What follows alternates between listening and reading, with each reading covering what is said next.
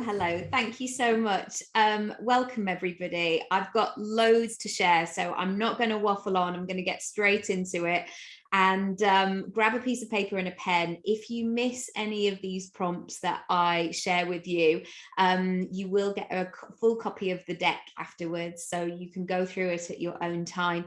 Also, I'll leave a bit of time at the end for questions, so if there's anything specifically that I can help you with afterwards, I'd be more than happy to do that as well. I will vaguely keep an eye on the chat, but I will concentrate here so I'm focused, and then I'll go back through the chat afterwards and make sure I haven't missed anything. So welcome to this event. I was really clear when I was prepping for this that I really wanted to share a different angle, because I know, especially with public speaking, it takes you back to school assemblies where they just say, puff your chest out and shout louder. But I know that we are all of different personalities.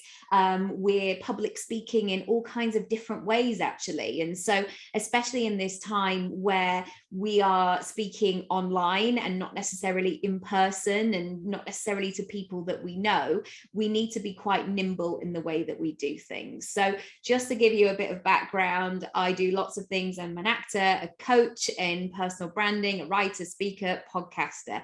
So hopefully if there's something that's cooking for you at the moment, I will be able to give you some support on that. So welcome.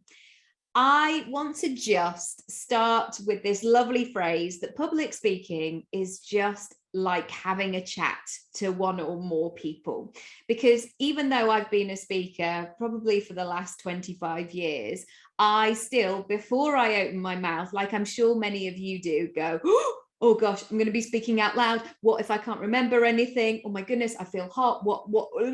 And you go to that place. So if you can come back to this grounding sentence of it's just having a chat to one or many people, it will really stand you in good stead. And I want to start with some myths. The first one is you don't have to become a weird caricature of yourself. So in your head, when you're thinking about public speaking, you might immediately think of somebody that's quite different from you. And I don't know where everybody is listening from, but certainly in London or the UK, we have a show called The Apprentice, which you may be familiar with. And certainly for me watching, like the idea of a female entrepreneur is somebody who's quite catty or bitchy, or they're running around, or, there's a lot of drama and all sorts of things. And then suddenly I thought, oh gosh, do I have to be that version? Or do I have to be a stern woman in a power suit, all steely and a bit mean, and that kind of judge on a reality show version? And the answer is absolutely not. So if you ever find yourself going into this weird caricature version, take a minute and go, why am I doing that? What does that look like? And really bring your awareness to it. There also isn't one set way to do things. And over the years, as I've been a public speaker, I've seen so many different types of talks. And we will see it from somebody who is a self-development guru who kind of runs onto the stage and they're kind of drumming their chest and they've got music and they're really loud and all sorts of things. And then I've seen people who have just sat on a stool in the middle of an auditorium of 2,000 people. And it didn't matter that this person didn't have any props or anything like that. The way that they communicated was so engaging. So even though the temptation is to be like, oh, now I'm public speaking, I should fall into this category, I want to reassure you, there isn't just one set way to do this. And sometimes there's this myth that there are some people that are good at public speaking. And again, I want to share with you that this is a skill that can be learned. Now, there are so many things where we're like, I'm maybe not a natural dancer, or you find cooking shows really difficult to follow, or maybe because you haven't done something since you were 3 years old, suddenly you feel like you might not be able to learn it. And again, I want to reassure you that you absolutely can. It's like a muscle that you can build and grow as and when you wish. Also, there's this pressure that you have to meet expectations of what's happened before. So this might be in terms of your industry. This might be the person who works above you and whose job you're kind of lining yourself up for, not in a malicious way, but in sort of seeing where your career is going to go over the next 2 or 3 years. But I also want to say there's always an opportunity for you to bring your version to the table and bring your unique set of skills, because it's really needed. I also, on the flip side, want to share some truths that you can be you and bring your personality, your flavor, your skills, your pick and mix to the table. And I've often found this, especially in the self-development talks that I do, that I am not that person who can run on a stage and just go, woo, yeah, everyone. Like I feel a bit cringe just even doing that moment. I can't do that because I just feel a bit of a twerp when I do that. However, I can share information in a different way, and I don't necessarily have to be the loudest and the proudest. I can do things in my way and in a way that feels good, and equally you can do that too. So this could be a question for you at this stage of really thinking about, what do you bring to the table? What's your pick and mix? What's your flavor? What are your skills? What are your styles? And really go into detail and try and lean into that, essentially, and not feel like you have to be anything else. Okay, begin with the end in mind. This is a wonderful quote from Stephen Covey, who wrote a book called The 7 Habits of Highly Successful People. And beginning with the end in mind in your speaking career is going to be really wonderful for you, because it will give you a focus. It will give you that sat-nav postcode destination, essentially, because we've all been in those cars with people who go, I sort of vaguely know where it is. I don't need to use the sat-nav. And as a passenger, you might be thinking, oh my gosh, I wish they would, can you just put the digits in? Like, it's going to make it so much easier. So when you're thinking about begin with the end in mind, this is really about you and what your end in mind is. What is your end goal? And I always work on the basis, if it feels good, it will likely translate. And that's the first step. So your job when you're embarking on this next phase in terms of your public speaking, and again, this doesn't have to be huge, great arenas. This could be feeding back to your team. This could be taking over the social media and doing an Instagram live. This could be hosting a meeting on Zoom for the rest of your team. It could be all kinds of things. So as the first step in a kind of practical step, I want you to set yourself up for success, essentially, and really think about what makes you feel good. What could be the best way that you could do that? And sometimes it's people who go, great, I've got 3 minutes to go. Let's just jump on and wing it. Sometimes people need to walk around their house, they need to talk to their cat, and they need to do the full talk. It's really identifying what you need in order to feel good, because when you're in that place of feeling good, feeling confident, you can really do anything, and people can really engage with that and really sense it as well. And that you can start now. So the tools that I want to give you today are for you to start building upon now, because I know, especially with something like public speaking, especially if you're a bit scared of it as well, like, you know, often so many of us are, we can go, I'll figure that out later, or I'll look at doing that in the summer, or I'm not quite ready, or I'll wait until I've got a new jacket and then I'll think about it. But I want to encourage you to take the first step. And often when we talk about that first step, we can believe that it's like, oh my goodness, I've now got to speak to 5,000 people. Actually, the first step is starting today, is starting to work through your process. So I want you to also write down what your thoughts are on public speaking, and really give yourself that, that space to almost write down your, what's the word that I'm looking for? Those feelings, those thoughts, those ick moments. They're like, oh gosh, I wouldn't want to do that. that wouldn't make me feel good. And I really had to think about this in terms of my own public speaking when I was trying to forge out and working out how I was going to pull it all together. What didn't I want to be? How didn't I want to show up?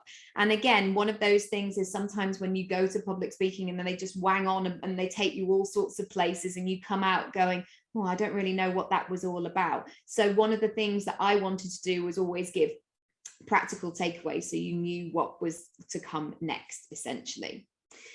And this is a really great exercise actually for life as well. And it's not the most glamorous of phrases, but I want you to notice where the gunk is.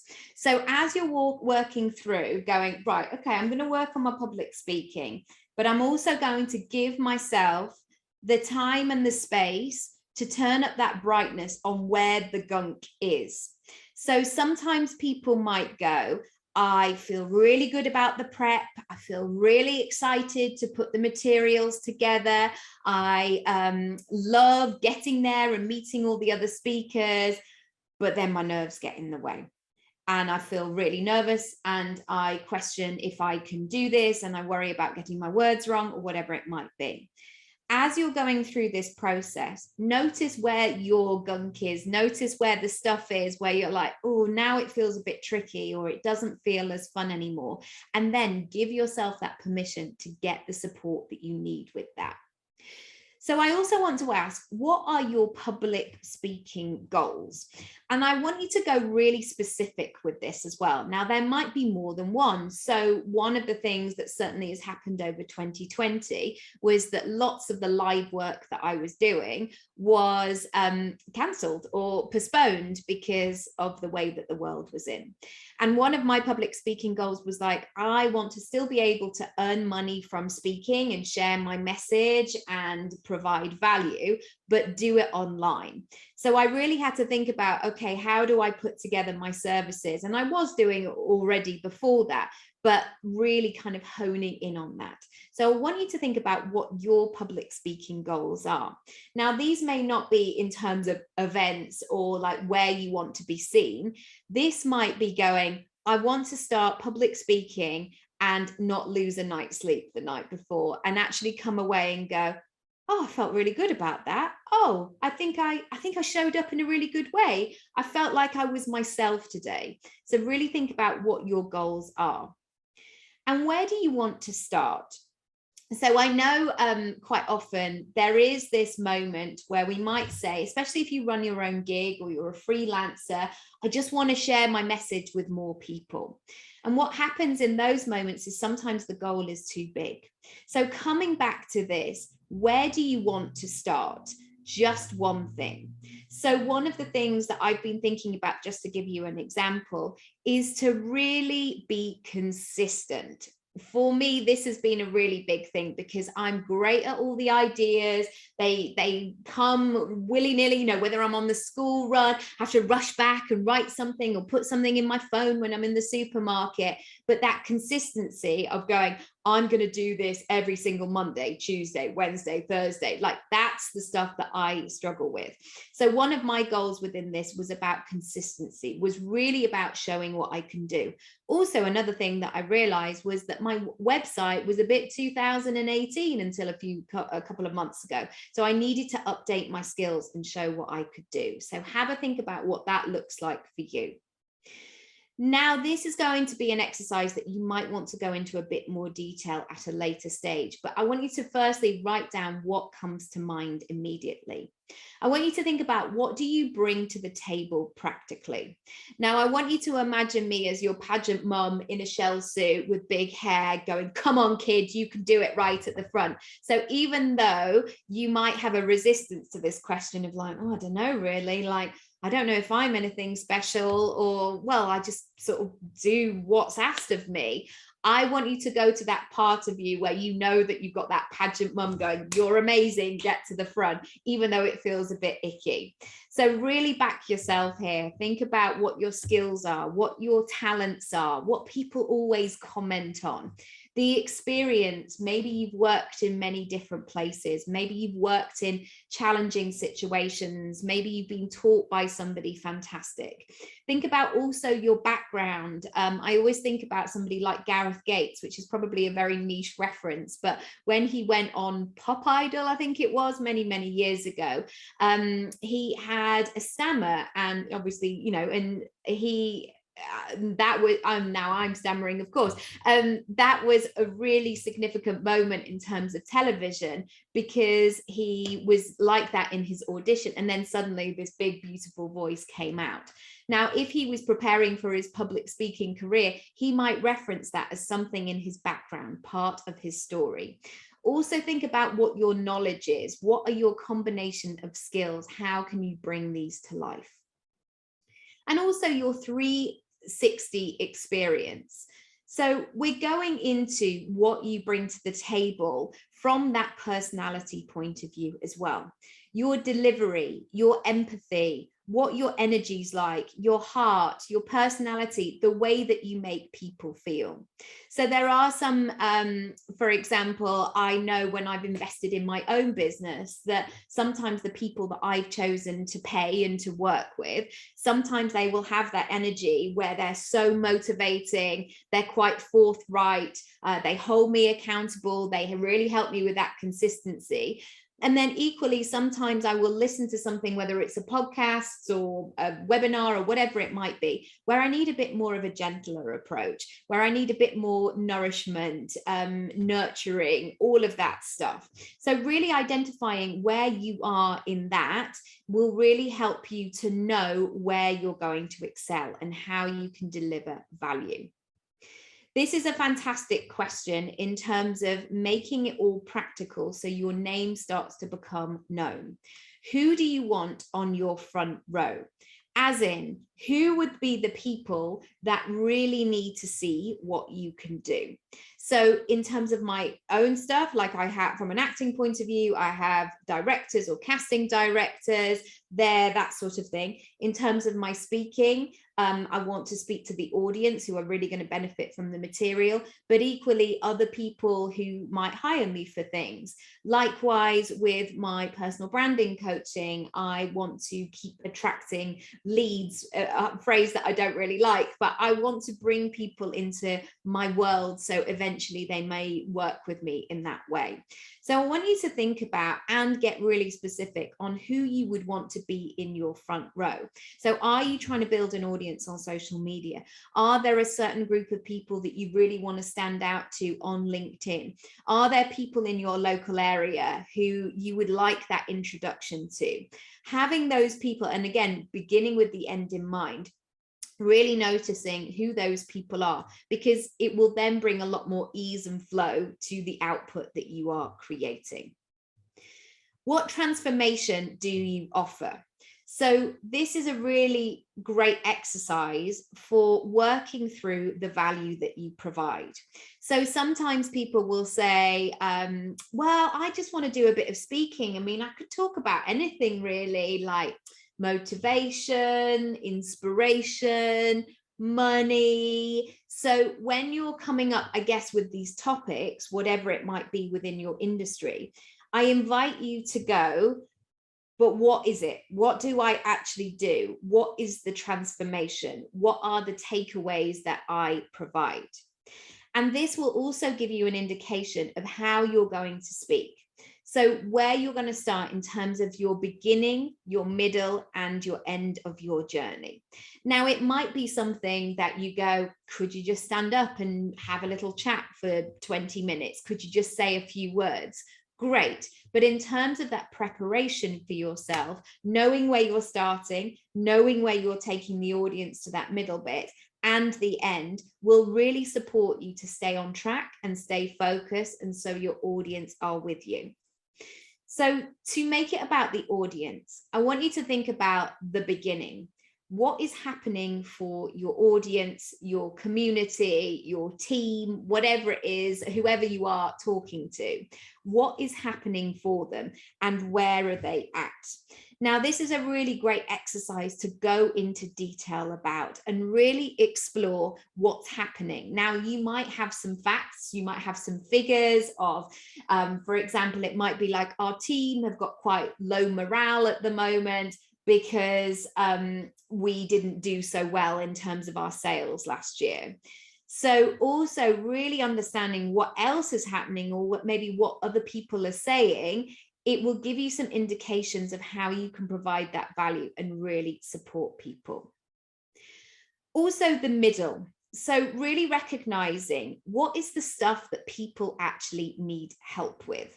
I often think about this in terms of January the 1st goals. So people go, I've got my goals, January the 1st, this year is my year, off we go, I'm ready to rock and roll.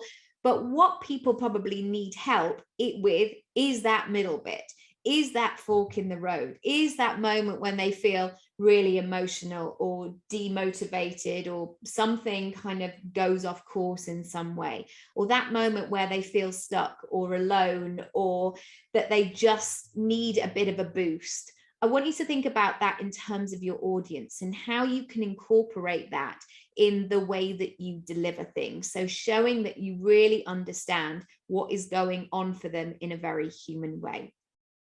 Finally, the end, the solutions, the results. This will keep you really focused in terms of your work as a speaker, because you're going to have to push yourself to get to a point where things are wrapped up.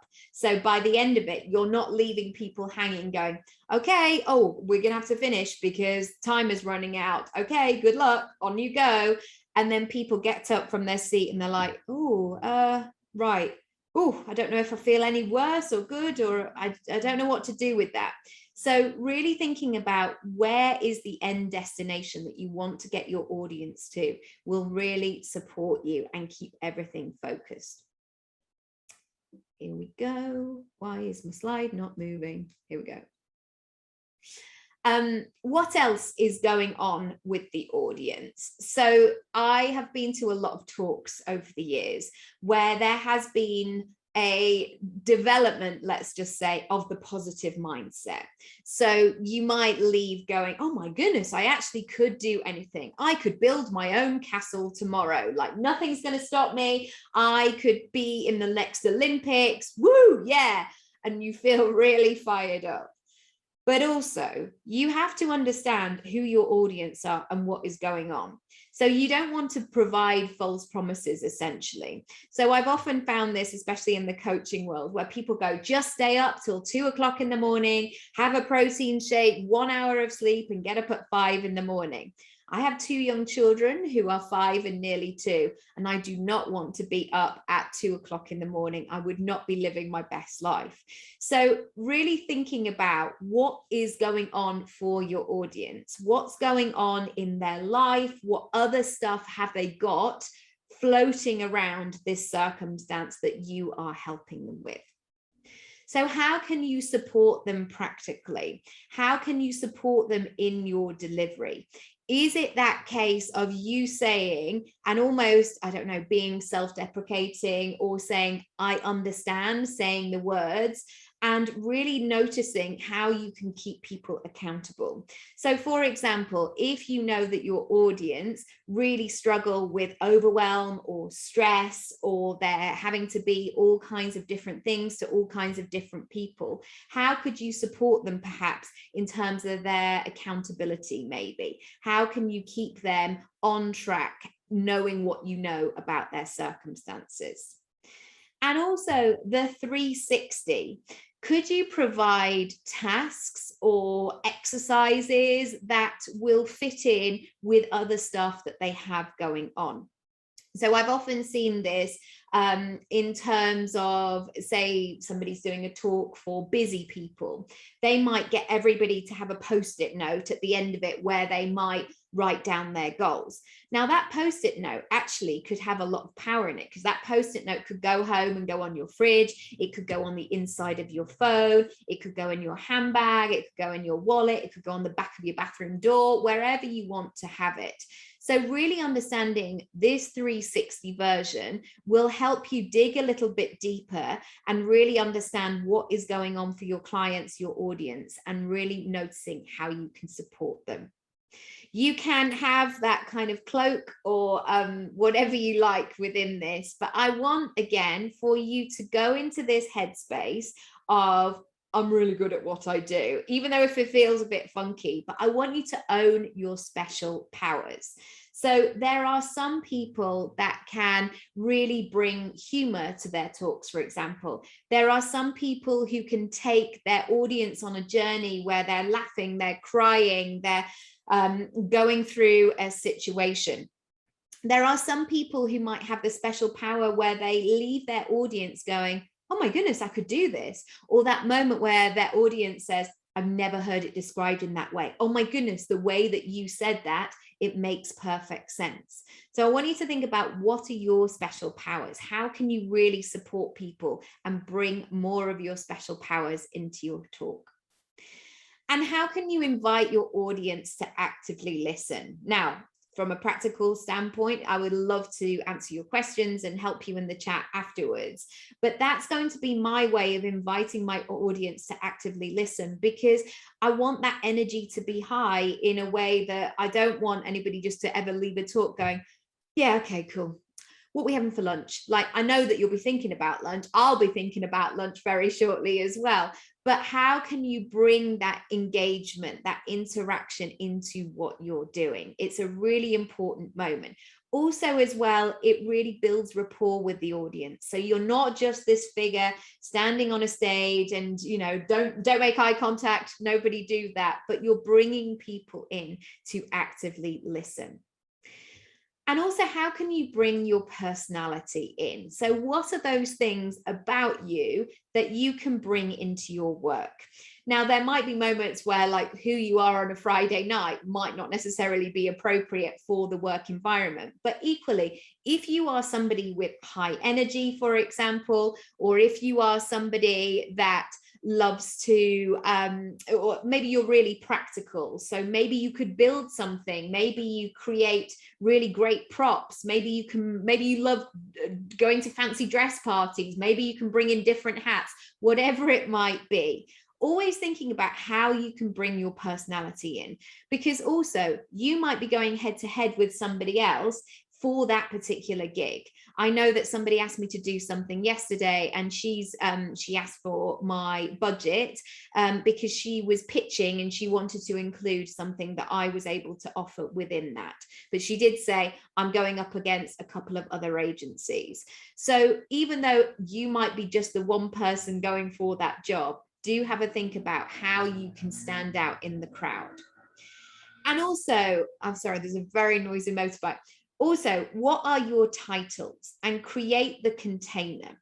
So I want you now, or after this session, to think about, what 3 things could you talk about right now that if somebody said, we would love you to do a talk next Wednesday, could you send us some ideas of some stuff that you could talk about? Because I know automatically, so often our brains go, well, I can't say anything. I don't know anything about anything.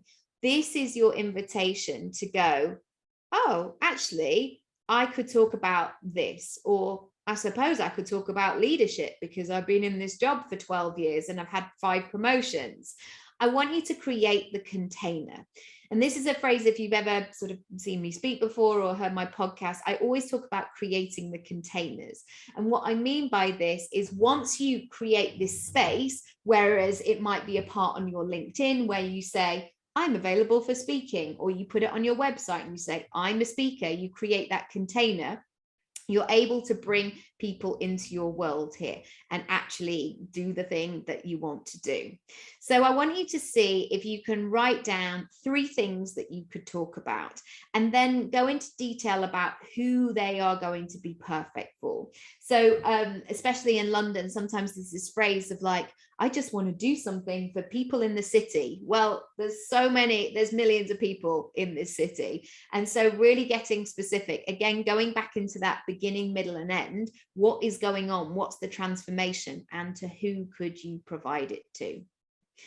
this is my final slide for you, which is show us, don't just tell us. We've seen it so often where people go, I really want to do this. This year is going to be this. I'd love to do that. I want to have a go at X, Y, and Z. Instead of just telling us, how can you show us? So if you want to become a speaker, if you want to make this like a new stream of income, how can you show us what you can do? Could you create a video? Could you become more active on social media?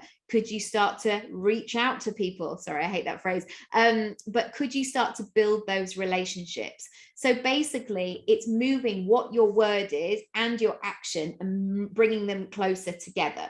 So this also helps me stop in my tracks sometimes when and sometimes it's when I get into that toddler moment of like, nothing's happening quick enough. I haven't done, you know, that victimhood. If I go, am I just talking about it? Or do I need to actually show people what I can do? It moves me into action.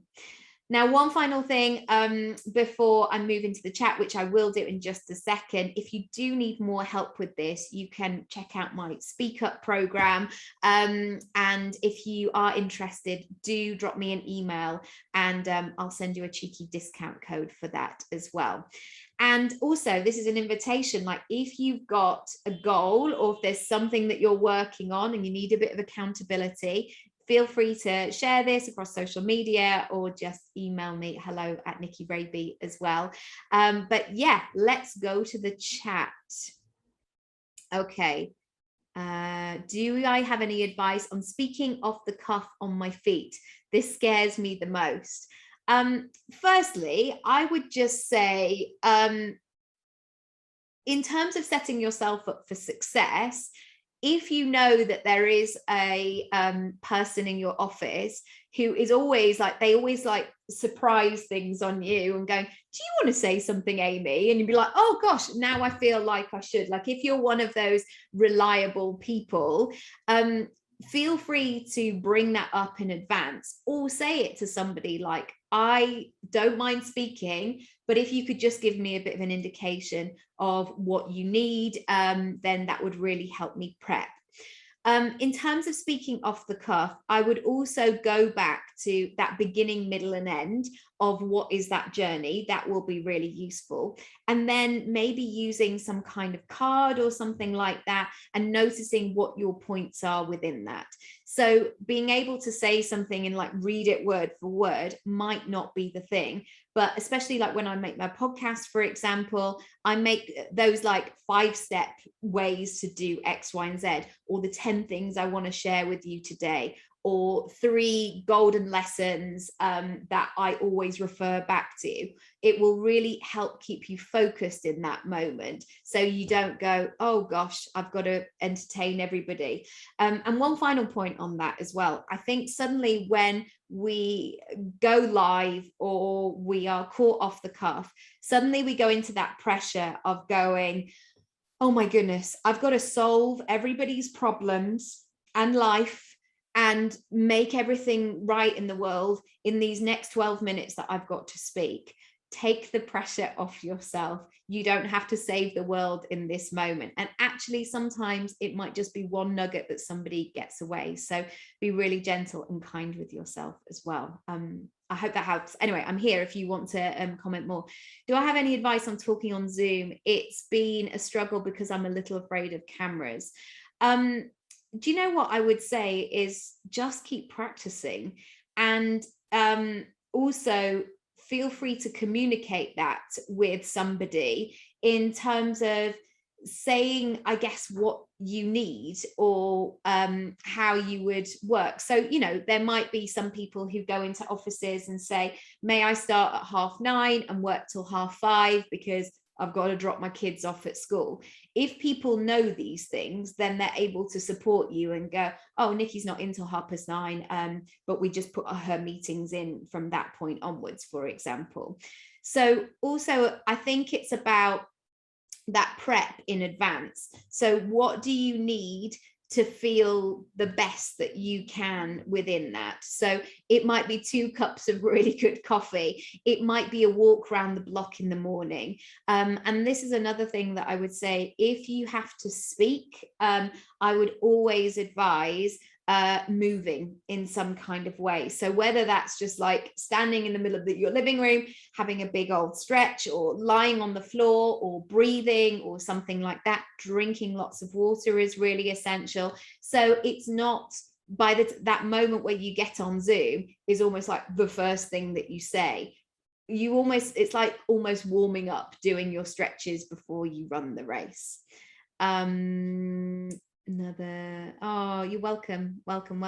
Anything else, anybody? But yeah, I think practicing is just really good. And do you know what? I do things like when I go on a walk sometimes, or, you know, if I need to practice it, I'll like record myself on my phone and just spill it out. Another really good thing is to almost imagine what it would all look like if it all went brilliantly. Because I think the temptation and the default setting for so many of us is going, oh my gosh, I'm going to mess it up. This always happens to me. What if I forget the words? What if I sneeze in the middle of it and then I can't stop sneezing? Really think about the best possible scenario of like, this is going to be great. When I deliver X, Y, and Z, maybe that might lead to my job opportunity. Or, oh, can you imagine if this happens? And certainly when I first started, because I'm not from the social media generation necessarily, we had in Carter 95, you know, we're going back that far. When I first started talking on social media, it was really weird because my auntie used to pop up and go, "Hiya, Nick, what are you doing? What's going on? What are you talking about today?" And there was that kind of mismatch moment. But then when I started to get messages going, oh my goodness, I've been up with my baby all night and I know I need to start my business. And that first nugget that you said, it's really going to make me buy my domain today. Once you start to get that feedback, it will really encourage you that you're on the right track. And again, you don't have to be this glorious public speaker overnight. It can be a slow process, but notice all the little wins along the way. Oh, you're so welcome. And also I do a free 15-minute session. So if anybody like has any more questions or you don't want to write it in a chat, you're more than welcome. Just go to my contact page on my website. I'm so glad that you enjoyed. Thank you.